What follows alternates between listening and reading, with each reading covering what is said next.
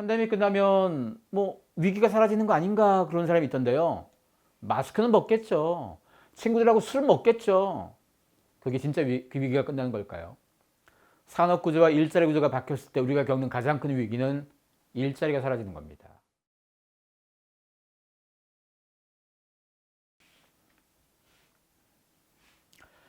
안녕하십니까. 트렌드 분석가 김용소입니다. 팬데믹이 우리에게 많은 걸 바꿔줬습니다. 단지 건강, 보건 이 문제만 바꿔준 게 아니고요. 산업을 바라보는 관점이건 사회 여러 가지 관점 많이 바꿔줬습니다. 당연히 가치가 바뀌게 되는 이 시기, 과거에 알고 있던 우리의 관점, 상식과 미래의 상식이 많이 바뀔 텐데요. 오늘 그 얘기를 좀 드리겠습니다. 전 트렌드를 분석하는 게 직업인 사람입니다. 주로 시장과 산업, 소비자, 어떤 변화가 생기면 왜 바뀌는지를 주로 연구하는 게 제 일인데, 팬데믹이라는 상황 자체는 우리에게 많은 변수를 줬습니다. 이 변수 속에서 우리가 뭘 더 주목할지 그 얘기를 지금부터 드리겠습니다. 만약에 악수하고 허그하고 이런 행동, 지금 하면 굉장히 불안한 행동이죠. 낯선 사람하고 이런 거 못 하잖아요. 2019년까지 너무나 자연스럽고 친밀한 행동입니다. 겨우 1년여 시간입니다. 인류가 살아오면서 계속 해왔던 행동입니다. 악수하고 허그하고 이거. 그 오랫동안 역사와 문화가 쌓였던 이 행동들을 겨우 1년여 만에 우리는 기피하고 있습니다. 만약에 이렇게 손 씻고 마스크 열심히 쓰는 행동, 지금은 너무나 정상적이고 너무나 일반적인 행동이죠. 이걸 2019년에 하면 어땠을까요? 2019년에 출근할 때마다 마스크 쓰고 동료들하고 회의할 때 계속 마스크 쓰고 있으면 야, 이 사람하고 일 못하겠다 그러겠죠. 겨우 1년여 만에 우리가 가졌던 정상이라고 여겼던 것이 비정상이 되고, 비정상이라고 여겼던 게 정상이 되는데 오랜 시간이 걸리지 않았습니다. 단지 이게 마스크 방역 이 문제를 넘어섭니다. 우리가 가진 사람과의 연결 태도를 바꿨거든요. 공연 스트리밍으로 온라인 공연합니다. 그런데 그 맛이 좀 덜 나잖아요. 그래서 현장에 모이기 위해서 이렇게 버블 쓰고 공연을 합니다.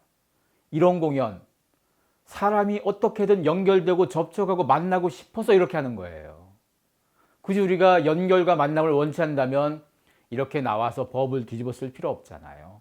우리는 어떻게든 연결되고 싶은 사람입니다. 다만 연결을 위해선 안전해야 되는 거죠. 안전, 우리가 접한 굉장히 중요한 키워드가 되어버렸습니다. 삼성전자가 키오스크를 그전까지 안 만들다가 올해부터 만들어서 팔고 있는데요. 전 세계적으로 카페, 식당에서 비대면 주문 많이 하잖아요. 그래서 이 물건의 수요가 굉장히 늘어나서 만들기로 한 건데, 놀랍게도 이 제품을 글로벌 출시하기 전에 한국에서 먼저 선보이면서 가장 강조했던 게 뭔가 하면 항균 99.9예요. 새로운 전자기기를 만들어 놓고 기계에 대한 설명은 하지도 않고 항균 얘기만 하고 있습니다. 여러분이 지금 어떤 시대를 살고 있는지를 단적으로 보여주는 메시지입니다. 심지어 신용카드 회사들도 이런 걸 만들었어요. 작년부터 몇 개 회사가 신용카드 플레이트에다가 항균 코팅한 거예요. 이런 카드 가입한다고 해서 집으로 마스크 선물로 안 보내줍니다. 그냥 항균밖에 없어요. 우리가 식당이나 뭐 어디 가서 카드 잠깐 건네줬다가 결제할 때 있잖아. 그 누구 손 타는 게 불안한 겁니다. 그런 불안한 사람들을 위해서 만든 거예요. 심지어 건설사도 이런 분위기를 놓치지 않습니다. 우리가 아파트, 소중한 가족이 있는 집에 들어갈 때 가장 속상한 게 뭔가 하면 내가 밖에서 누굴 만나고 어딜 다녀, 이게 좀 불안한 거예요. 우리의 소중한 가족을 지키기 위해서 가장 좋은 방법, 현관, 로비, 엘리베이터 같은데 만약에 이런 에어 클린 기능, 에어 샤워 기능이 있다면, 우리 혹시 텔레비전에서 반도체 공장 영상 같은 거 본 적 있습니까? 어디 들어갈 때 막 촥촥 이런 거 나오는 거 있잖아요. 그게 만약에 여러분 현관에 있다면 어떨까요? 집에 안심하고 들어가지 않겠습니까? 왜 건설사가 이런 고민을 하겠습니까? 새로운 아파트 지을 때 이거 분명히 집어넣고 분양가 올리겠죠. 마케팅 메시지도 우리나라에서 가장 안전한 아파트 이렇게 하겠죠. 그래도 우리는 받아줄 의향이 있잖아요. 팬데믹이 끝나긴 끝날 겁니다. 하지만 코로나19가 끝나는 건 아니죠. 그 바이러스는 계속 유효할 겁니다. 우리는 백신을 한 번 맞고 끝나는 게 아니고 주기적으로 계속 맞을 수도 있겠죠. 그리고 코로나19가 사라진다고 코로나 말고 딴 거 없느냐? 아니죠. 또 새로운 게 나올 가능성도 충분하고 또 다른 팬데믹이 올 가능성도 충분합니다. 즉 우리가 남들하고 관계를 계속 맺으면서 살아가야 되기 때문에 이런 안전을 위한 안티바이러스에 대한 다양한 답들은 이번을 시작으로 앞으로도 계속 필요할 수 있다는 얘기입니다. 극장 작년에 이만큼 안 갔어요. 매년 2억 명 이상 가던 극장이 작년에 6천만 이하로 떨어졌어요. 반의 반 토막입니다. 극장 업계 관계자 입장에서는 미칠 거야 아마 이 정도면. 굉장히 많은 극장 폐점했고 당연히 직원도 많이 일자리 잃었습니다. 그러면 팬데믹 끝나면 우리 모두가 백신 다 맞고 하면 다시 우리가 극장 많이 가서 2억 명으로 회복될까요? 2억 명 회복되는데 꽤 많은 시간 걸릴 수도 있고 아니면 영원히 달성 못할 수도 있을 거예요. 왜냐? 극장은 안 갔지만 우리가 영화를 많이 봤어요. 넷플릭스를 작년에 굉장히 많이 이용했고요. 디즈니 플러스도 들어오게 되면 더 많이 이용할 거고 국산 OTT도 많아서 점점 많은 사람들이 극장 안 가도 극장 동시 개봉 영화를 집에서도 볼 수 있고 굉장히 많은 콘텐츠를 볼 수 있습니다. 거기다가 작년과 올해가 전 세계적으로도 그렇고 우리나라도 마찬가지인데 고화질 초대형 TV 판매량이 역대급입니다. 요즘 75인치 텔레비전이 200만 원쯤 하더라고요. 75인치면 웬만한 집 벽이 꽉 찰 정도일 거예요. 집에 극장에서 굳이 가지 않아도 될 만큼 극장 같은 분위기의 텔레비전과 영화가 있다는 거죠. 이러면 우리 극장 가야 될까요? 나이가 많은 사람들은 그래도 극장에서 데이트한 그 기억들이 많아서 극장 다시 가는 걸 하겠죠. 하지만 10대, 20대는 어떡할까요? 그들 인생에서 극장에서 쌓아왔던 그 기억들이 그다지 많진 않아요. 이참에 극장 안 가도 그다지 아쉽지 않을 수도 있다는 거죠. 오히려 그들은 넷플릭스 보면서 어울리는 다른 문화를 더 많이 만들 거니까요. 물론 앞으로 극장 살아남으려면 사람들이 계속 가게 만들려면 안전해야 되겠죠. 다중이용시설에서 가장 걱정되는 게 내가 앉을 테이블에 내 앞 타임에 누가 앉았을까 이걸 모른다는 거잖아요. 그리고 매번 쉬는 시간마다 모든 공간을 방역 못해요. 대부분 다중이용시설은 아침에 방역해놓은 걸로 하루 가잖아요. 그래서 이걸 바꾸기 위한 다양한 방법들이 나와야 될 겁니다. 각 좌석마다 자외선 살균 조명이 세팅되어 있어서 직원 하나가 버튼만 누르면 다 동시에 살균되게끔 이런 장치를 만들거나 그렇지 않으면 사람들이 겁나서 불안해서 가겠습니까? 앞으로 극장은 지금보다 훨씬 비싼 값으로 유지가 될 수밖에 없습니다. 안전에는 돈이 좀 들잖아요. 안전은 제가 지금 보여드린 것처럼 방역, 안티바이러스와 연관되는 안전이 하나가 있고요. 또 하나의 안전의 대목이 뭐냐? 로봇입니다. 이번에 우리가 무엇 때문에 불안감을 느끼냐면 우리의 안전의 가장 큰 적이 사람이었습니다. 사람이 불안한 거예요. 그래서 로봇을 선택하게 됐습니다. 팬데믹 이전까지는 뭐 카페나 식당에 로봇이 서빙하거나 커피 내려주거나 이런 걸 봐도 우리가 신기해 정도였어요. 신기한 건 한 번 볼 때만 신기하죠. 두 번, 세 번 반복적으로 안 신기하잖아요. 그래서 식당이나 카페에 로봇이 있어도 장사가 엄청 잘 되지 않았어요. 왜? 두 번씩 가지 않았기 때문에. 근데 팬데믹이 나고 나니까 상황이 바뀌었습니다. 우리가 로봇을 바라보는 감정이 그전까지는 신기해만 있다가 팬데믹 이후로는 안전해로 넘어왔어요. 로봇이 왜 안전해? 이런 느낌이죠? 제가 하나 보여드릴게요. 여러분이 식당 가서 음식을 시켰는데 서빙하시는 분이 마스크 안 쓰고 얼굴 막 시뻘게 해가지고 열나는 느낌으로 음식 갖고 오면 좀 불안하고 입맛이 갑자기 뚝 떨어질 수도 있죠. 그런데 사람 대신 이런 애들이 갖고 오면 안심하고 먹지 않겠습니까? 우리가 사람에 대해서 가지는 불안감 대신 로봇이 그걸 대신해 주는 겁니다. 서빙뿐이겠습니까? 식당 주방에도 점점 많은 로봇들이 들어올 거예요. 그 이전까지는 팬데믹 이전까지는 로봇을 쓸 때 효율적이다 이걸로 우리가 생각했어요.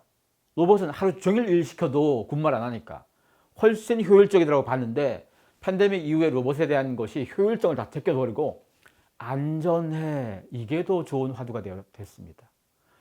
그리고 이런 로봇 서빙 시장을 한국에서 가장 열심히 하는 대표적인 회사가 배달의 민족입니다. 이 회사 음식 배달 잘하는 회사잖아요.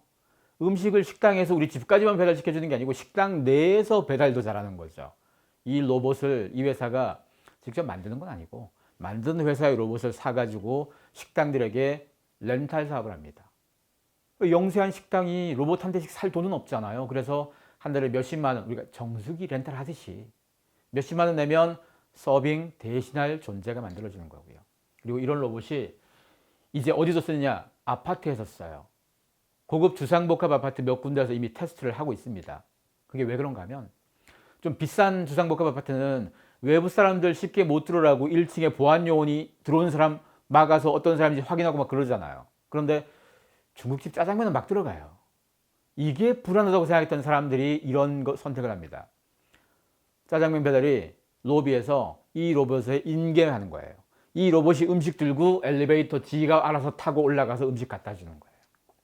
한 동에 한 대씩 이런 게 있으면 어떡할까요? 굉장히 편하지 않겠습니까? 택배도 이런 애들이 갖다 줄 수 있겠죠. 집 안에서. 왜냐하면 택배 기사를 사칭한 범죄 사건들 꽤 많이 들어봤잖아요. 그런 측면에서 이런 로봇의 용도는 자꾸 생길 겁니다. 배달의 민족에 쓰는 이 로봇 중에 일부 제품은 LG전자 겁니다. LG가 로봇 열심히 만드는 회사 중에 하나거든요.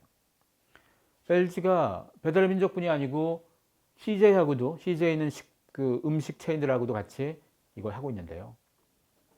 LG가 로봇 사업을 2018년에 본격적으로 시작했습니다. 한국에서 LG, 삼성 모두가 로봇이 중요한 시장이란 건 예전부터 알고 예전부터 준비한 건 많았습니다만 이걸 본격적으로 사업이라고 바라고 뛰어드는 건 이게 돈 될 만한 시점이 돼야 나오는 거잖아요. 한참 지나서 고민만 하다가 참고로 삼성전자가 가정용 로봇 처음 만든 게 20년 전이에요. 20년 전에 300만 원에 팔았는데 아무도 안 샀어요. 물론 삼성도 많이 팔라고 판 게 아니고 우리 이런 거 할 수 있어 정도 언젠가는 팔 거야 이런 느낌이었어요. 그 언젠가가 바로 지금입니다. LG가 2018년에 로봇 사업 센터를 만들 때 CEO 직속 기구로 만들었어요. 회사에서 CEO 직속 기구는 어떤 느낌인가 하면 당장 돈 못 벌어도 뭐라 그러지 마 이런 느낌이 좀 있거든요. 근데 올해부터 이 회사의 사업 부서가 바뀌었어요. 로봇이 CEO 직속에서 BS로 넘어왔어요. BS가 비즈니스 솔루션이어서 주로 B2B 영업, 기업 영업하거나 아니면 해외 영업 많이 하는 파트예요. 이쪽으로 넘어왔다는 얘기는 뭐겠습니까? 아, 팔아도 되겠다, 돈 되겠다 이런 거예요. 시장이 열린 겁니다. 이 회사의 제품 중에서 이미 미국에서 잘 팔고 있는 대표적인 제품이 이거예요. 방역하는 로봇. 저 파란색이 자외선 살균 조명인데요. 얘가 자기 근방을 계속 살균시키는 거예요. 이게 돌아다니면서 뭐 호텔, 병원, 학교 같은 데 쓰고 있습니다. 삼성전자가 만든 로봇도 굉장히 많이 있습니다. 이 회사는 이미 2017년부터 로봇 사업을 본격적으로 시작했고요. 우리 일상에 곳곳에 로봇이 들어올 수 있어요. 아마 많은 사람들 집에 들어간 로봇, 가장 먼저 들어간 건 청소기, 로봇 청소기가 제일 먼저 들어갔겠죠. 이제 그 다음부터 주방에도 로봇 한 대씩 있고 뭐 있겠죠. 점점점. 그 시기가 팬데믹이 아니었다면 몇 년 더 걸렸을 겁니다. 그게 당겨진 거예요. 우리나라의 로봇 사업 준비하는 회사 또 있어요. 현대자동차. 이 회사도 보스턴 다이내믹스라고 전 세계에서 로봇 하면 제일 유명한 회사 있거든요. 그 회사를 작년에 인수를 했는데 인수하기 전부터도 웨어러블 로봇 시장을 이미 하고 있던 회사입니다. 현대차. 이 회사뿐이 아니에요. SKT, 뭐 KT, LG U+ 같은 통신사 로봇 사업 다 하고 있어요. 그 외에도 우리나라에서 로봇 사업하는 회사 굉장히 많습니다. 전 세계로 보면 얼마나 많을까요? 유명한 빅테크 IT 기업들은 다 하거든요, 이 사업. 왜냐? 미래 가장 중요한 시장이에요, 로봇이. 그게 팬데믹을 계기로 빨라진 거, 이건 주목할 일입니다. 우리가 SF 영화 같은 걸 보면 로봇이 우리 사람의 역할을 대신하거나 사람이 로봇을 친구로 여기는 거 많이 봤잖아요. 근데 굉장히 먼 미래라고 봤어요. 하지만 이제입니다. 올 초에 열렸던 CES, IT 산업계에서 가장 큰 행사 중에 하나인 CES에서 6개 큰 아젠다가 있었습니다. 이 6개가 뭘 의미하냐면요. 보통 CES가 IT 업계 행사니까 IT 업계가 그러니까 올해 우리 주로 뭘 많이 팔아먹을까 이런 행사예요. 가장 많이 팔 것 같고 밀 것 같은 거 6개가 큰 테마였어요. 이 중에 세 번째가 바로 로봇입니다. 로봇의 비중이 그만큼 높아진 거고 당연히 팬데믹처럼 건강 위기가 생기니까 디지털 헬스가 일본에 올 수밖에 없고 디지털 트랜스포메이션, IT화에 대한 준비가 잘 된 기업과 그렇지 않은 기업의 실적 차이가 확 났습니다. 이러니까 모든 기업이 여기 돈 쓸 수밖에 없죠. 로봇은 그런 순번 다음으로 올라온 중요한 비중입니다. SF 영화 속에서 아주 먼 미래로 봤던 그게 이제 현실이 되고 있습니다. 어떤 사람들은 비대면 하면 얼굴 안 보는 거 이렇게 생각하더라고요. 비대면은 얼굴 안 보는 게 핵심이 아닙니다. 눈앞에 사람이 없어 잘 굴러가는 게 비대면이에요. 즉 디지털 트랜스포메이션이 비대면이에요. 우리가 IT로 모든 환경을 바꿔놨으니까 비대면이 가능한 건 거죠. 그리고 디지털 트랜스포메이션의 골자는 뭐냐? 효율성입니다. 우리 일상의 모든 영역에서 기술이 주인공이 되는 게 아니고요. 그 기술을 이용해서 인간이 더 편하고 효율적으로 살게끔 하는 거잖아요. 이런 화두들이 계속 늘어날 텐데 우리 주변의 모든 비즈니스도 마찬가지 이런 방향으로 다 바뀔 수밖에 없습니다. 작년에 우리나라에서 온라인 쇼핑 거래액이 좀 많이 늘었어요. 전년도보다 한 27조 가까이 늘었습니다. 한 1년에 갑자기 27조의 돈이 어디서 나온 겁니까? 어디서 우리가 보너스를 더 탄 게 아니잖아요. 오프라인에서 써야 될 돈들이 이쪽으로 왔다고 하는 게 더 맞겠죠. 늘상 쓰던 사람들이 더 썼다기보단 안 쓰던 사람도 썼다 이게 더 맞을 수도 있습니다. 60대, 70대 이제는 할머니, 할아버지조차도 스마트폰으로 온라인 뱅킹, 모바일 뱅킹 하시고 물건 이걸로 사고 막 그러세요. 그 전까지 그분들은 물건 살 때 마트에 걸어가시던 분들이었잖아요. 이게 바뀐 거예요. 한번 편리함을 느낀 사람 다시 안 돌아갑니다. 이건 우리만 그런 게 아니에요. 전 세계가 그렇습니다. 전 세계에서 온라인 쇼핑 시장은 작년을 계기로 폭발적인 성장을 했습니다. 심지어 로레알이라는 화장품으로 유명한 회사 있잖아요. 이 회사가 전체 매출에서 온라인이 이커머스의 비중이 그전까지는 15.6%였는데 작년에 26.6% 갑자기 확 치솟았죠. 이러니까 무슨 얘기를 하냐? 이런 거면 그냥 오프라인 매장 좀 줄여도 되겠네 우리? 오프라인 매장 없애겠다는 소리가 바로 나옵니다. 이 회사뿐이 아니에요. 인디텍스는 그 자라라는 브랜드가 있어요. 패스트패션 유명한 브랜드. 이걸 비롯해서 굉장히 많은 브랜드를 갖고 있는 이 회사도 작년에 전체 매출에서 이커머스의 비중이 놀랍게도 전년도가 14밖에 안 됐는데 갑자기 32가 됐어요. 이런 거는 팬데믹이 준 선물이에요. 이런 회사 입장에서. 그리고 이 회사에서 바로 오프라인 매장 좀 많이 없애겠다고 하는 거예요. 오프라인 매장엔 임대료도 내야 되는 거죠. 사람도 케어해야죠. 할 게 많아요, 사실은. 이걸 매장을 없애고 온라인으로 넘기면 회사 입장에서도 사실은 비즈니스에서도 효율성을 많이 찾겠죠. 나이키도 그렇습니다. 나이키는 이미 이 온라인으로 직접 하는 이 직접 판매라고 하는 걸 온라인 이커머스로 소비자에게 직접 파는 거에서 굉장히 공을 많이 들이는 회사입니다. 왜냐하면 아무리 좋은 물건을 갖고 있어도 유통망을 통해서 팔아야 되는 거였잖아요. 백화점에서 나이키 사고 뭐 여기서 샀잖아요. 근데 그런 데서 공짜로 팔아주는 게 아니고 수수료를 되게 많이 떼가질 거잖아요. 이 회사 입장에선 그런 거 수수료 없이 자기네가 직접 팔면 가장 많이 남을 거죠. 이걸 많이 하겠다는 거였는데 이 비중이 작년을 기준으로 35% 이상으로 올라갔습니다. 계속 올라갈 겁니다. 이거. 이 회사가 이거 하려고 그냥 온라인에 덩그러니 쇼핑몰 하나 만들어 놨다고 사람들이 쓰는 게 아니고 이걸 하려고 소비자를 온라인에서 분석해야 될 거잖아요. 고객 데이터 분석하는 회사도 몇 개를 잡고 미디어 플랫폼, 상거래 플랫폼 몇 개를 샀어요. 최근 몇 년간. 돈 굉장히 많이 썼습니다. 고객을 오프라인에서 사람들이 만나서 직접 응대하면서 그 감정과 즐거움이라는 게 있잖아요. 그걸 온라인으로 넘겨놓으면 편리함만 가지고 사람들이 오지 않아요. 그래서 그 사람들을 분석해야 돼요. 속마음을 다 아는 것처럼. 그래서 아니 오프라인 매장 가면 꼭 물건 살 때 아이고 잘 어울린다 그러고 뭐 꼭 칭찬도 해주고 막 그러잖아요. 가장 잘 맞을 것 같은 거 골라주기도 하고 온라인이 그 작업 하잖아요. 기계가 점점 사람처럼 굴 겁니다. 작년에 우리나라에서 은행 업무 전체 업무 중에서 은행 창구에서 처리된 업무의 비중이 7.3%입니다. 7.3%만 은행 창구에서 일 본 거예요. 지금 당장 은행 점포가 하나도 없어도 불편함이 없다는 얘기예요. 아마 여러분 중에서 꽤 많은 사람들이 최근 1년간 은행 점포 안 가봤을 거예요. 그래도 아무런 지장 없습니다. 작년이 우리나라에서 역대 최대로 많은 은행 점포가 문 닫은 해입니다. 앞으로 계속 그럴 겁니다. 은행 점포가 사라지고 은행 창구가 사라지고 은행 직원도 마찬가지 많이 사라지겠죠. 실제로 모바일 뱅킹 이용 금액은 작년에 45%나 치솟았습니다. 팬데믹이 놀라운 걸 만들어준 거예요. 어떤 사람들은 팬데믹 가면 건강보건 이것만 신경 쓰고 있다면 그 속에 이 팬데믹이 바꿔놓은 산업적 진화를 보면 엄청 놀랍고 무서운 일이 많습니다. 그리고 이렇게 되면 어떤 일이 생기냐. 아까 물건을 팔 때도 이커머스 비중이 자꾸 높아진다고 했잖아요. 이커머스라는 것은 온라인으로 물건을 사고 판다는 얘기는요. 현금 꺼낼 일 없잖아요. 현금을 안 써요.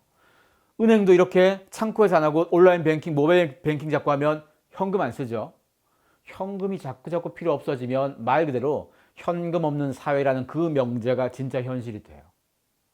각국의 중앙은행들이 이 디지털 화폐를 자꾸 만들려고 합니다. 이게 왜 또 필요한 건가 하면요. 우리나라의 중앙은행 한국은행이 있잖아요. 한국은행이 돈을 만든 다음에 각 개별 은행이 일종의 중간 유통망이 되는 거죠. 그걸 통해서 바깥으로 일반 소비자에게 왔잖아요. 근데 물리적인 돈이 아니고 디지털 화폐면 중간을 안 거쳐도 되지 않겠습니까? 한국은행이랑 우리 소비자가 바로 연결되잖아요. 중간 거쳐서 괜히 돈 더 수수료 낼 필요 없잖아요.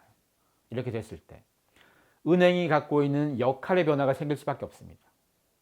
은행의 역할 변화라는 것은 당연히 지금도 은행 창구가 필요 없고 사람들이 은행 안 가서 은행 일자리 자꾸 떨어지는데 앞으로 더 많은 변화가 생기겠죠. 무려 27년 전 빌 게이츠가 이런 얘기한 겁니다. 은행 업무는 필요해도 은행은 사라질 거다. 이미 우리가 맞이하고 있는 현실입니다. 근데 이 말에서 뱅킹이라는 저 말 자리에 다른 걸 집어넣어도 대부분 맞습니다. 그 중에 하나 예를 들어드리면 세일즈를 한번 집어넣어도 맞죠. 분명히 영업은 필요한데 영업사원은 필요 없어요. 일론 머스크가 이 말을 한 건 아닙니다만 일론 머스크는 이 말을 실천한 사람이죠. 테슬라는 차를 처음부터 온라인 플랫폼으로 팝니다. 사람이 안 팔아요. 이 회사 말고 굉장히 많은 자동차 회사가 온라인 플랫폼으로 차를 자꾸 팔기 시작해요. 지금도. 전혀 문제 없습니다. 이 회사 보험도 그렇게 팔고 있어요. 가만히 생각해 봤더니 앞서 봤던 은행 사라지는 얘기나 영업사원 필요 없다는 이 얘기나 여러분 중에 은행 다니는 분 계시거나 아니면 영업사원 계시면 굉장히 무시무시한 얘기인 거죠. 그런데 우리가 은행 안 다니고 우리가 영업사원 아니면 어떤가요? 맞다. 이 말이 맞네. 합리적이네. 변화가 있으니까 이렇게 될 수밖에 없네. 담담하게 받아들입니다. 사실은 객관적이고 담담하게 보면 이런 변화를 막을 수 없어요. 하지만 이게 내 일일 때는 좀 사람이 좀 다르잖아요. 이미 자기 일이 된 사람들은 이렇게 저항을 합니다. 우리나라에서 자동차 온라인으로 못 팔게끔 계속 애쓰고 있습니다. 그러면 언제까지 이럴 수 있을까요? 영원히 이게 가능하겠습니까? 온라인으로 물건 사는 건 누구한테 가장 이득입니까? 소비자에게 가장 이득이에요. 기업에게도 이득이죠.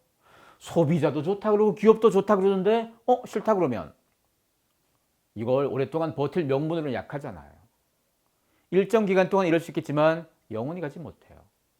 누구나 자기 일자리를 지키고 싶습니다. 하지만 그 일자리를 지키기 위해서 변화를 막겠다면 그거 성공하지 못합니다. 모든 사람들이 자기 일자리를 계속 지키기만 했다면 버스에 버스 안내도 있어야 되는 거죠, 여전히. 그리고 여러분 주차장에서 주차 나갈 때 주차요금 사람한테 요즘 안 내보잖아요. 다 단말기 붙어 있습니다. 전국에서 수십만 명의 일자리가 거기서 사라졌겠죠.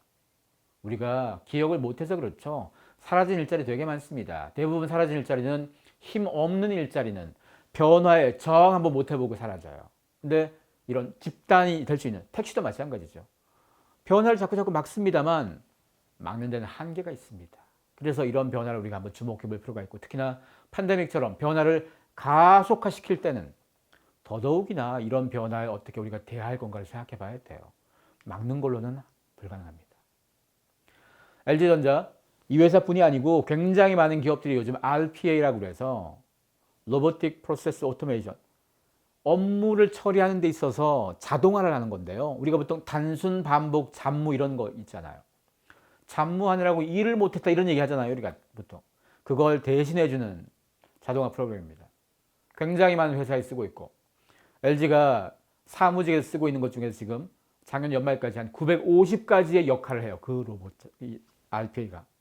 이렇게 해서 연간 처리되는 사람으로 환산시킨 노동시간으로 따져봤을 때 RPA가 처리하는 게 연간 24만 시간. 24만 시간이면요. 주 40시간 일하는 LG 사무직 기준으로 보면 133명입니다. 133명의 일을 대신합니다. 133명이면 그 회사 평균 연봉 한 1억쯤 되거든요. 130억 정도의 가치를 얘들이 대신해 줍니다. 장기적으로 봤을 땐 인력 절감과 연결될 여지가 있죠. 공무원도 마찬가지입니다. 정부 중앙부처 공무원 나름 고시 열심히 준비해서 오신 분들일 텐데 중앙부처에서 팬데믹 이전에 시뮬레이션 해본 겁니다. AI나 RPA를 통해서 이들의 업무를 하면 어떻게 될 거냐. 4명 중에 1명은 없어도 이 일이 돌아간다는 얘기입니다. 그렇다고 해서 4명 중에 1명을 자르자는 얘기가 아닐 거고요. 대신 일을 25%더 하게 하면 되는 거 아니겠습니까? 효율성을 높이자는 측면입니다. 굉장히 많은 기업들, 공기업도 마찬가지 공무원 조직에서도 계속 RPA나 자동화를 쓸 수밖에 없습니다. 그 목적은 사람을 몰아내자가 아니고 더 생산성과 효율성을 높여서 더 좋은 답을 찾자는 겁니다. 생산 현장에도 로봇은 계속 들어옵니다. 공장에 제조용 로봇 30년간 비교해보면 로봇 가격은 반토막 났고요. 인건비는 2배 이상 올랐습니다. 기업의 입장으로 보자면 자동화를 해야 되겠다라는 생각 더 많이 들 수밖에 없죠. 이런 데다가 팬데믹이 되면서 생산 라인에 확진자가 1명 생기면 라인이 중단됩니다. 이러다 보니까 작년 올해 이어지면서 기업들이 공장의 자동화에 예산을 쏟아붓기 시작했습니다. 어차피 가야 될 길이었는데 그래 이참에 이걸 기점으로 해서 더 가자 이런 느낌이에요. 굉장히 많은 공장이 바뀌고 물류 현장도 마찬가지입니다. 물류 현장에서 사실 로봇들이 처리되는 업무들, 로봇은 물건을 살포시 짚죠. 혹시 여러분들 공항에서 비행기에 물건 싣거나 내리는 거 본 적 있습니까? 좀 집어 던져요, 사람이 하면. 그럴 수밖에 없죠. 그 많은 짐을 어떻게. 근데 이 로봇은 살포시 해서 23kg짜리를 1시간에 800씩 할 수 있다 이거죠. 사람과 비교할 수 없겠죠. 농업 현장도 바뀌었습니다. 팬데믹으로 제3세계 일꾼들이 농사지으러 못 오니까. 그러니까 미국도 그렇고 보통 농업 선진국이 제3세계에 있는 국가의 사람들이 일처리에 왔다가 일하고 가는 이런 시스템이 많거든요. 이 사람들이 못 들어오니까 대신 로봇 씁니다. 로봇 농업 시장이 굉장히 커졌는데요. 이 시장이 커지다 보니까 IT 업계에서 좀 유능한 인재들도 이쪽으로 많이 가기 시작했어요. 왜? 어떤 동네 가든 뜨는 동네, 잘 크는 동네 가 있어야지 기회가 많아지는 거잖아요. 심지어 로봇 중에서도 이런 것도 있어요. 과일 따는 로봇, 일본에 있습니다. 농업용 로봇 중에서 제일 어려운 게 과일 따는 거라고 하더라고요. 밀, 콩 이런 것하고는 그만 툭 밀어붙이면 되는데 이건 굉장히 조심스레 살포시 해야 되고 또 과일이 막 지 맘대로만 달려 있잖아요. 차이는 뭔가 하면요. 앞서 미국이나 유럽에서의 농업에서의 로봇은 유럽은 보통 미국도 그렇고 농업 인구가 20, 30, 40대, 50대, 60대가 다 있어요. 일본이나 우리는 60, 70대밖에 없어요. 젊은 사람이 거의 없잖아요. 그래서 그쪽에서는 산업의 생산성을 높이려고 로봇을 쓰고 일본이나 우리는 노령화 때문에 써요. 둘 다 이유는 다르지만 로봇을 쓰는 건 똑같습니다. 이런 로봇 일본뿐일까요? 우리나라도 더 많이 필요하겠죠. 그리고 노령화에 연관시켜서 보면 이런 로봇도 필요합니다. 간병, 돌봄 로봇. 노인이 되면 누군가 케어를 해줘야 될 텐데 그 케어를 젊은 사람이 또 1대1로 할 수도 없잖아요. 그리고 지금 팬데믹을 겪으면서 사람이 좀 불안하니까 로봇이 있으면 좋겠다. 왜? 로봇은 24시간 날 케어해도 그다지 날 힘들어하지 않을 거고 짜증 안 낼 거고 피곤해하지 않을 거고 로봇이 우리에게 더 빨리, 더 싸게, 더 효율적인 방법을 주는데 나 이건 안 쓰고 그냥 원래 사람이 좋아하는 사람만 쓸래. 이런 선택할 수 있는 기업가가 얼마나 있겠습니까? 그런 선택을 하면 주주도 가만 안 놔둘 거고요. 기업가는 어쩔 수 없습니다. 앞으로 로봇이 사람의 일자리를 잠식하거나 뺏어가는 건 막을 수 없는 일이에요. 이번에 우리에게 팬데믹이 준 또 하나의 메시지는 원격 재택근무입니다. 사실 회사에 모여 있어도요, 대부분 사람들이 하는 일, 생산직이나 서비스직 빼고 사무직의 일은 대부분 다 컴퓨터 앞에서 일합니다. 네트워크에 연결된 컴퓨터로 일하는 거예요. 근데 재택 원격 근무는 아니 그 공간이 꼭 사무실 필요가 없다는 거잖아요. 그리고 회사 동료들끼리 회의하는 것도 굳이 옆에 있을 필요는 없다는 거죠. 화상을 통해서 같이 만나면 옆에 있는 것처럼 만나면 되는 건 거죠. 꼭 바로 옆에 붙어서 숨소리 들어가면서 할 필요는 없다는 거죠. 원격 재택근무는 주로 사무직 중에서도 사실은 소위 지식 노동자라고 할 수 있는 고소득 지식 노동자의 역할이 굉장히 많습니다. 미국에서 작년에 어떤 일이 있었냐면요. 팬데믹 끝나고 일자리가 확 줄었을 때가 있었습니다. 확 줄었을 때 연봉 3만 달러 이하의 일자리는 확 줄었을 때 마이너스 30%쯤 확 줄었는데요. 연봉 8만 5천 달러 이상은 확 줄었는데 1%밖에 안 줄었어요. 끔찍한 일이에요, 사실은 이거. 심지어 재택근무가 가능한 사람들의 일자리는 요만큼밖에 안 줄었는데 재택근무가 불가능한 사람 일자리 엄청 줄었어요. 결국 앞으로는 재택근무가 가능한 고소득직의 일자리가 그나마 좀 더 많이 유지가 될 거예요. 올 초에 마이크로소프트가 낸 이 보고서를 보면요. 원격 근무를 해봤던 사람들이에요. 이 사람들이 4명 중에 3명. 팬데믹 끝나도 계속 이 방식으로 하게끔 선택권을 달라는 거예요. 기업에는 경영자도 3명 중에 2명이나 그래 이 방법을 위해서라도 하이브리드 워크죠. 그러니까 출퇴근하는 거하고 원격으로 하는 두 가지가 동시에 가능한 사무실로 만들어야 되겠다고 생각하는 거고요. 이미 일시적인 얘기가 아닌 거예요. 팬데믹 때 잠깐 하는 게 아니란 얘기입니다. 그리고 41% 사람들이 회사를 옮기겠다. 원격 근무가 가능한 회사로 옮기겠다는 거예요. 사실 구직자는 되게 많지만 인재는 늘 모자라요. 기업 입장에선. 기업 입장에선 인재가 원하면 자기네가 원하는 인재가 원격 근무를 원한다면 그를 잡기 위해서라면 해줘야 돼요. 점점 이런 환경들이 고소득 지식노동자 사이에서 더 많이 메시지가 나올 거고요. 그리고 46%는 원격 근무가 가능해지면 이사하겠다. 왜냐하면 출퇴근을 한다는 것은 출퇴근 거리, 회사와 가까워야 돼요. 사는 집이. 근데 원격 근무가 가능하다는 얘기는 가까울 필요가 사실은 없으니까 내가 살고 싶은 동네가 살 수 있는 거예요. 그 전까지 내가 일하기 괜찮은 동네에 살았잖아요. 이 변화도 굉장히 클 겁니다. 그리고 이게 같은 나라에 있을 필요도 없죠. 국가가 달라도 상관없죠. 어차피 네트워크는 똑같으니까. 사는 건 발리에 살면서 바닷가 걸어가면서 석양을 보면서 서울이나 뉴욕에 있는 회사하고 일하는 사람 지금도 있습니다. 팬데믹 이전부터 있어 왔고요. 디지털 노마드들. 이런 사람들이 이런 원격 근무의 확산으로 더 많아질 겁니다. 이미 도쿄에선 도쿄 도심의 오피스 공실률이 치솟고 있습니다. 오피스 공실률, 이게 왜 치솟냐? 원격 재택근무를 돌리게 되면 사무실에 상주하는 인원수가 줄었다 보니까 아니 똑같은 공간을 유지할 필요가 없잖아요. 사무실이 재계약할 때 대부분 공간을 줄여서 계약해요. 최근 1년 사이 미국이나 일본에서. 여기다가 자동화를 더 많이 투입하면서 사람이 좀 줄어드니까 또 그만큼의 공간도 필요 없어지는 거죠. 공실률은 계속 올라갑니다. 이건 일본만 그런 거 아닙니다. 샌프란시스코의 공실률은 더 치솟았어요. 1년 새 4배 이상 올라갔습니다. 샌프란시스코가 그 실리콘밸리 바로 옆에 있는 데잖아요. 서울도 오피스 공실률 10% 넘었습니다. 코로나19 팬데믹이 우리에게 이런 걸 준 거예요. 원격 근무를 많이 만들어줘서 그리고 자동화와 로봇 투입을 많이 해준 거예요.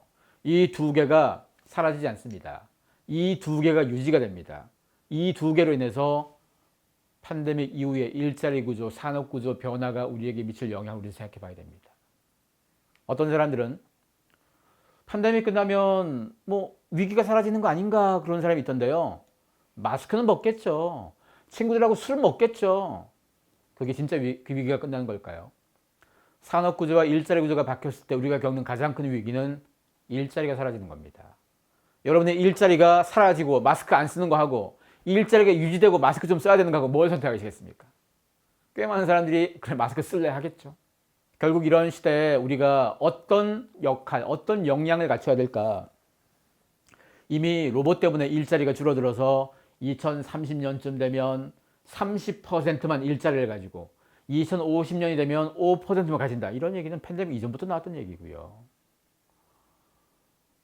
이런 여러 가지 화두들이 앞으로 우리에게 중요한 메시지가 돼야 되는데 팬데믹 이전까지 사람들이 저런 일 있나 보다 할 정도였다면 팬데믹을 겪으면서 이게 진짜 현실이네? 이런 느낌으로 확 와닿았습니다. 그럼 이런 시대 때 우리가 어떻게 살겠습니까? 그래서 제가 이 중에서 제시한 화두가 바로 프로페셔널 스튜던트인데요. 이게 뭔 말인가 하면 프로페셔널 스튜던트, 학생은 학생인데 전문적으로 공부하는 학생이 뭔가 하면 자기가 살아남기 위해서 계속 공부하는 사람이에요. 예전에 학교는 학교를 다니려면 딴 걸 못했잖아요. 지금은 온라인으로 모든 학교가 전 세계 모든 명문대들이 온라인으로 수업을 다 오픈합니다. 유학을 굳이 그 나라에 가지 않고 내가 한국에 있으면서 그 나라 수업할 수 있습니다. 다만 학위를 따고 이러려면 또 가야 되죠. 근데 지금 시대는 학위가 목적이 아닌 진짜 당장 필요한 걸 채우는 게 목적이라면 그 방향이 달라질 수밖에 없다는 겁니다. 우리나라 사람이 공부를 얼마나 좋아하냐면요. 그 책 검색 사이트에서 공부라는 단어로 검색을 해보면 책이 막 수십만 권, 10만 권 넘게 나옵니다. 심지어 공부에 미쳐라 이렇게 해서 검색해도 막 엄청 나와요. 공부에 우리 엄청 미칩니다. 이렇게 우리가 공부도 좋아하고 공부에 미쳐본 사람들인데 그럼 정말 공부를 되게 잘하는 걸까? 우리는 이렇게 공부하잖아요. 평생의 공부를 10대 때 다 해요. 10대 때 바싹 공부하고 그리고 20대 때 잠깐 취업 전에 공부. 그래 그 다음부터 안 해요. 좀 안타까운 일이지만 우리나라가 문해력에선 OECD에서 하위권입니다. 문맹, 글자를 읽기만 하는 건 잘하죠 우리가. 근데 글자 읽어서 뭐 하겠습니까? 그 의미를 파악하고 이걸 글로 옮기고 해독할 수 있는 작업들을 못하면 사회생활을 못하는 건데요. 그게 우리가 제일 낫습니다. 그 말은 성인이 돼서 공부를 안 해서 그런 거잖아요. 초중고에서 학업 테스트 같은 거 우리가 최상위권에 들어가요. 근데 그 테스트를 중년, 장년으로 하게 되면 순위가 한참 내려와요 우리가. 확실히 공부를 안 한다는 얘기예요. 공부 되게 잘하는 민족이 아닌 거예요 우리가. 바싹 입시만 잘하는 건 거죠. 이거 갖고 살아남겠습니까 앞으로? 왜냐하면 이제까지 저 바싹했던 저 공부의 모든 귀결점은 좋은 대학 가자였었어요. 왜냐? 좋은 대학만 가면 나머지 인생이 다 풀렸거든요. 정말 그럴까요? 이분은 고대 총장 지내신 분입니다. 고대 총장을 지내신 분 입에서 스카이의 졸업장의 가치도 이제 의미가 없어진다. 얼마 안 남았다. 이분의 입에선 한 10년 내에 의미가 없어진다고 했는데 10년 이것도 업계 관계자이시니까 좀 후하게 얘기해서 10년 하셨을 거예요. 속마음으로는 더 짧게 얘기하고 싶었을 겁니다. 대학 졸업장, 꽤 많은 사람들이 여전히 대학 졸업장에 환타지를 갖고 있는 사람들이 있는데요. 옛날이나 그랬죠. 옛날 사람들이나 좋은 학교 졸업장 가지고 평생 써먹었지만 지금은 아무리 좋은 졸업장 가지고 있어도 취직 못한 경우도 많고요. 심지어 이 피터 틸이라는 사람은요. 이 사람 페이팔 그 일론 머스크와 함께 공동 창업했던 사람인데요. 이 사람이 그때 번 돈으로 그 뒤에 굉장히 많은 일을 벌렸는데 그 중에 하나가 벤처 투자 사업을 해요. 이 사람이 투자하는 뭐 굉장히 많은 기업을 키워놨고 돈도 굉장히 많이 벌어놨겠죠. 근데 이 사람이 만든 장학 프로그램이 하나 있습니다. 이 틸 펠로우십이라는 게 뭔가 하면 좋은 대학 다니는 애들이 대학 중퇴하고 대신 창업하면 돈 주는 거예요. 이 머리 좋고 똑똑하고 이런 아까운 시기에 대학에 왜 썩어 있냐? 대학을 잠시 멈추고 창업해라. 이러느라고 돈 주는 거예요. 사실 우리가 아는 세계적인 IT 창업자들 중에서 대학 중퇴하고 창업한 사람 되게 많잖아요. 그 사람들이 한결같이 대학을 왜 관뒀냐 하면 시간 아깝다고 해서 관뒀어요. 대학에서 막상 비즈니스에 필요한 거 가르쳐주지도 않는데 내가 그거 다 배우고 졸업장 딸 때까지 기다리는 동안 경쟁자들이 시장을 잡을 것 같으니까 나온 거잖아요. 대학의 가치가 우리가 생각과 다릅니다. 그리고 더 놀라운 건 그렇게 뭐 대학 중퇴하고 창업한 사람들 나중에 성공하면요. 대학에서 다 복학시켜줘요. 원하면 졸업장 다 줍니다. 대학 가치가 그 정도예요 지금. 심지어 IBM 같은 회사는 사이버 보안이나 뭐 클라우드 컴퓨팅이나 AI나 이런 쪽은 이건 학위를 가지고 온 사람들이 이걸 다루기에는 쉽지 않다. 왜냐? 4년을 배우는 동안 이 영역은 계속 바뀌잖아요. 4년 배워서 써먹으려고 하면 또 옛날 건 거예요. 그래서 이런 건 단기적으로 계속 배우는 스킬이 필요한 거니까 졸업장 없어도 그걸 당장 가진 사람이 있다면 뽑겠다는 거예요. 이 회사의 인사정책이 바뀐 지가 꽤 됐는데요. 그 덕분에 이 회사에선 미국의 IBM 근무하는 사람의 3분의 1은 대학 학위가 없어요. 하는 학위가. 이건 애플은 미국 애플 몇 년 전부터 새롭게 고용되는 직원의 절반 정도가 사는 자격이 없습니다. 아니 세계 최고의 기업들이고 연봉도 많이 주는 회사인데 학위를 따지지 않는 거예요. 이거 학위 되게 좋아하는 사람들 입장에서 미칠 노릇이겠죠 이러면. 심지어 스콧 영이라는 사람은요. 그 온라인에 굉장히 많은 유수의 대학들이 자기네 수업들을 다 무료로 오픈시켜 놓잖아요. 그 중에 하나 MIT가 오픈해 놓은 MIT의 수업을 이 사람은 4년치 수업을 1년에 들었어요. 이걸 그냥 혼자 동영상 보고 다 들었다 이러는 거 아니고요. 이 수업은 다 하고 끝에 시험을 통과해야 다 들은 거예요. 이 사람은 4년치 모든 과목을 시험을 다 통과했어요. 1년 안에. 바꿔 얘기하면 이 사람이 만약에 학생이고 4년치를 1년에 만들어주는 코스가 있다면 이 사람은 1년 만에 졸업장 딴 거죠. 우리가 4년을 왜 배운지 아세요? 여러분 왜 대학이 4년일까요? 아주 옛날부터 4년 해서 4년인 거예요. 그냥 4년이 가장 최적의 포맷에서 하는 게 아니고 그 4년 중에서 여름방학, 겨울방학 다 빼면 한 2년으로 압축시키는 거 가능할 거잖아요. 그리고 더 빡세게 시키면 1년도 가능하겠죠. 지금 세상이 얼마나 바쁩니까? 빨리빨리 돌아가는 세상에서 언제 4년 기다립니까? 몇백 년 전, 대학이 처음 나왔던 그 몇백 년 전의 4년 그 시간하고 지금 다르잖아요. 완전. 그럼에도 불구하고 대학들이 4년을 안 바꾸는 건 계속 그걸 지키고 있어야 4년치 등록금 받잖아요. 이 변화를 과감하게 스스로가 못 나섰던 거예요. 하지만 이런 얘기가 자꾸 나오면 변화가 생기겠죠. 심지어 마이크로컬러지. 기업에서 필요한 직무 이런 역량들을 바싹 배워서 들어가는 거예요. 그리고 배워서 또 새로운 게 있으면 또 배우는 거예요. 4년치가 아니고 지금 당장 필요한 걸 배우는데 몇 주나 몇 달을 쓰고 들어가서 또 배우고 또 배우고 또 배우고 직장생활 하는 내내 계속 배울 수 있다는 거예요. 이게 앞으로의 대학이라는 거죠. 우리가 4년 배우긴 배웠지만 4년간 배운 거 솔직히 사회에서 별로 안 써먹잖아요.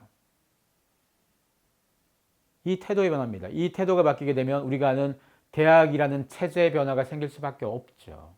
대학을 어떤 사람들은 뭐 벚꽃 피는 순서대로 지금 대학이 망한다고 그러잖아요. 학령 인구가 줄어들어서 망한다고 오해하던데 학령 인구와 상관없이요. 대학의 경쟁력이 없어서 망하는 겁니다. 지금 우리나라 대학은 뭐 한 절반 이상, 심지어 더 이상 망해도 사실 문제될 거 없습니다. 그리고 전 세계 모든 사람들이 자기 나라, 자기 동네는 대학이 아니고 전 세계에 있는 대학 중에서 제일 자기 관심 있고 제일 잘하는 쪽에서 컨텐츠를 온라인으로 든다면 그럼 대학 숫자가 이렇게까지 각 동네마다 있을 필요는 없지 않겠습니까? 이미 구글은 작년부터 자기네 회사에서 필요한 직무에 해당되는 코스를 몇 개 만들어 놨습니다. 그러니까 즉 이 회사가 데이터 분석하는 거나 UX 디자인이나 이런 쪽 몇 개의 직업을 이 회사가 가장 많이 필요한 인력에 대한 부분이에요. 이걸 대학이 이걸 못 키워주니까 자기네가 몇 달짜리 온라인 코스를 만들었어요. 이 회사 실무진들이 이 회사에 실제로 일하는 걸 가지고 만들어 놓은 코스예요. 이 코스를 패스한 사람들은 대학 졸업한 걸로 봐줄게 이런 느낌이에요. 지금. 이런 사람들을 채용하는 겁니다. 구글 코스를 밟은 사람을 구글만 채용하는 게 아니고 다른 IT 회사들도 이걸 패스했으니까 믿고 또 채용해 주는 거예요. 이러면 대학의 가치가 자꾸 떨어지지 않겠습니까? 2025년 산업 전반에서 수요가 가장 많은 직무가 지금 상위권을 보시면요. 대부분이 데이터와 연관되는 빅데이터라든가 데이터와 연관되는 직업들이 상위권에 포진되어 있습니다. 이거 단기간에 키울 수 없습니다. 어떻게 할 거냐? 우리가 보통 이런 거 하면 대학에서 저거 전공한 사람들이 필요하다 하는데 지금 대학 가서 지금 대학원 가서 저거 배워가지고 언제 써먹겠습니까? 저런 분야는 대학에서 몇 년간 다룰 사람도 필요하긴 하겠지만 당장에 필요한 실무를 바로바로 배우는 과정들이 더 필요합니다. 그런 것들이 실무에서 더 필요한 거예요. 왜냐하면 옛날 사람들은 저런 무슨 전문가 무슨 역할 있으면 그것만 파고든 사람만 생각하죠. 아니에요. 이제는 데이터에 대한 분석과 데이터에 대한 이해 능력은 모든 직업에 다 필요한 거예요. 데이터 분석 전문가만 필요한 게 아니고요. 데이터 분석을 교사가 하면 우리 아이들의 성적을 어떻게 분석하고 다른 학교 거부터 이걸 통해서 어떤 교육을 더 할지 이걸 해석하거나 마케터가 알면 아니면 뭐 출판사가 알면 이 능력을 모두가 쓰는 거예요. 지금 시대 모든 사람들이 기본적인 외국어라든가 PC에서 쓰는 간단한 툴 누구나 쓰는 것처럼 데이터를 활용하는 능력은 누구나 필요한 거죠. 이걸 모두가 배우는 시대가 되는 거고, 그걸 위해서도 이거 대학 가서 배울 거 아니잖아요, 사실. 단기간 배워야 되는 거예요. 이런 것들이 점점 많아질 겁니다. BMW는 자동차 회사죠, 세계적인. 이 회사의 자동차 엔지니어들 좋은 사람 되게 많을 겁니다. 근데 자동차 회사가 이제는 소프트웨어 회사로 자꾸 바뀌어요. 자동차 한 대를 만들면요, 그 자동차 반도체 대란 이런 거 들어본 적 있잖아요. 그게 테슬라라는 회사는 그 반도체 대란을 안 겪어요. 왜? 차 전체를 만들기 전에 제일 먼저 소프트웨어를 만들었어요. 차의 운영 체제를 다 만들어 놓고 거기에 해당되는 걸로 다 설계를 해서 한 거예요. 그래서 전체 운영 체제를 돌릴 반도체가 조금만 있으면 되는 거예요. 근데 기존 자동차 회사들은요, 전체를 하나로 만든 게 아니고 각각에서 여기에 하나 여기에 하나 각각의 반도체가 다 들어가요. 전체를 아우르는 시스템이 있는 게 아니고. 이러다 보니까 더 많은 걸 필요로 해요, 그들은. 이래서 반도체 대란의 타격을 그런 회사들이 더 많이 겪는 거예요. 마찬가지 BMW 입장에선 자동차의 중심이 하드웨어가 물리적으로 만들어지긴 하겠지만 앞으로의 자동차의 중심은 소프트웨어입니다. 그래서 엔지니어가 소프트웨어에 대한 이해, 데이터에 대한 이해 능력이 있으면 있을수록 좋겠죠.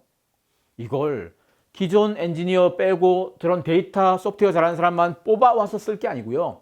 기존에 있던 사람이 그걸 배우면 그런 사람이 필요한 거예요. 소프트웨어나 IT 잘하는 사람들이 엔지니어링을 배우는 게 어려우니까.